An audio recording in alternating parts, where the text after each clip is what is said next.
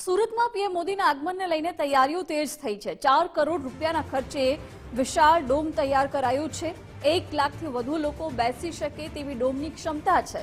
PM મોદીના સ્વાગત માટે અંદાજિત 30 કરોડની ફાળવણી કરવામાં આવી છે। પીએમ મોદીના સભા સ્થળ પર અલગ અલગ વ્યવસ્થા કરવામાં આવી છે। વીઆઈપી, વીવીઆઈપી અને જનરલ પબ્લિક માટે એન્ટ્રી અલગ રહેશે। પ્રધાનમંત્રી નરેન્દ્ર મોદીના સ્વાગત માટેની તૈયારીઓ હાલ થઈ ચૂકી છે અને માત્ર જોવાઈ રહી છે પ્રધાનમંત્રી નરેન્દ્ર મોદીના આગમનની। જી હા, જે કાર્યક્રમ સભા સ્થળ ઉપર તેઓ લાખોની જનમેદનીને સંબોધવાના છે તે કાર્યક્રમ સ્થળની હાલ તસવીરો આપને બતાવવાનો પ્રયાસ કરીશું કે વિશાળ ડોમ છે તે તૈયાર કરવામાં આવ્યો છે અને આ ડોમની અંદર અંદાજિત 1 લાખ લોકોની જનમેદની ઉપસ્થિત રહે તેવી શક્યતાઓ છે।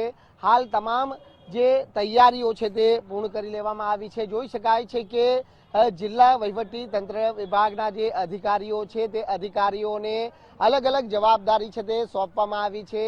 હાલ જે ડોમ છે તે અંદાજિત 4 કરોડ રૂપિયાના ખર્ચે આ સંપૂર્ણ ડોમ તૈયાર કરવામાં આવ્યો છે, જેમાં 1 લાખ લોકોની બેઠક વ્યવસ્થા છે તે હાલ ઊભી કરવામાં આવી છે। પોલીસ બંદોબસ્તથી લઈને તમામ જે વીવીઆઈપી, વીઆઈપી જે એન્ટ્રી ગેટ છે એ ગેટ ઉપર પણ કયા અધિકારીને શું જવાબદારી છે એ તમામ પ્રકારની વ્યવસ્થાઓ પણ છે તે હાલ પૂર્ણ કરી લેવામાં આવી છે।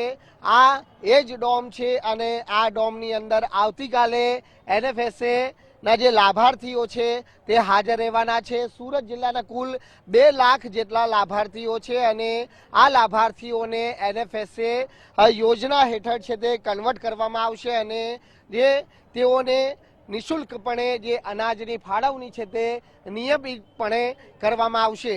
કુલ 30 કરોડનું બજેટની ફાળવણી છે તે કરવામાં આવી છે। વડાપ્રધાન નરેન્દ્ર મોદી જ્યારે સુરત મુકામે આવી રહ્યા છે ત્યારે સુરત જિલ્લા વહીવટી તંત્ર તરફથી જે કરોડોનો ખર્ચ છે તે કરવામાં આવ્યો છે અને જોઈ શકાય છે એ ડાયસ પણ કે જે ડાયસ ઉપર પ્રધાનમંત્રી નરેન્દ્ર મોદી છે તે એનએફએસએ યોજનાના લાભાર્થીઓને સંબોધિત કરવાના છે અને તેના લઈ જે કાર્યક્રમ સ્ટેજ છે તે પણ હાલ તૈયાર કરી લેવામાં આવ્યો છે।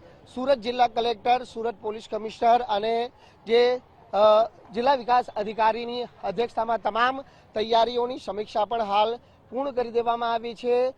અલગ અલગ એન્ટ્રન્સ ગેટ આપવામાં આવ્યા છે, જેમાં જે લાભાર્થીઓને જે પ્રવેશ આપવા માટેનો ગેટ અલગ છે, વીવીઆઈપી મુવમેન્ટનો ગેટ અલગ છે અને વીઆઈપી લોકોના પ્રવેશ માટેનો એન્ટ્રન્સ ગેટ અલગ છે। એટલે તમામ પ્રકારની જે વ્યવસ્થાઓ છે તે પણ હાલ પૂર્ણ કરી દેવામાં આવી છે। આ એ જ રૂટ છે કે જ્યાં પ્રધાનમંત્રી નરેન્દ્ર મોદી ખુલ્લી જીપમાં સવાર થઈ અને ત્યારબાદ લોકોનું અભિવાદન પણ ઝીલવાના છે।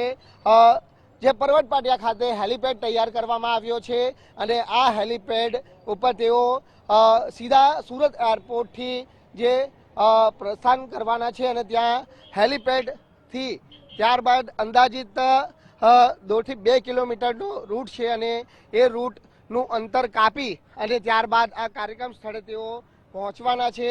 કાર્યક્રમ પૂર્ણ કર્યા બાદ તેઓ સીધા જે છે તે અન્ય કાર્યક્રમની અંદર અથવા તો જે સર્કિટ હાઉસ ખાતે રોકાણ કરવાના છે। એટલે તમામ પ્રકારની વ્યવસ્થાઓ છે તે વડાપ્રધાન નરેન્દ્ર મોદીના આગમન પૂર્વે હાલ કરી લેવામાં આવી છે।